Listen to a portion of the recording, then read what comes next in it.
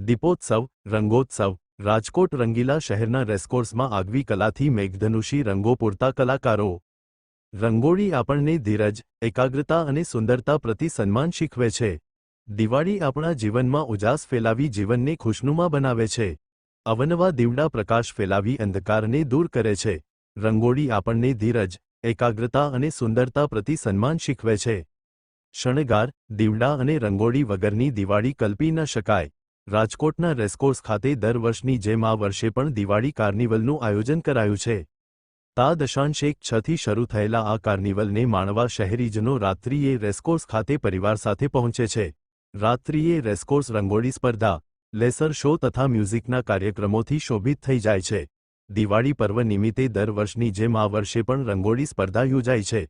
કલાકારોની રંગીન ક્રિએટિવિટીને જોવા તેમજ રંગોળીને પોતાના મોબાઈલ કેમેરામાં કેદ કરવા રાજકોટવાસીઓ ઉત્સાહી બન્યા છે.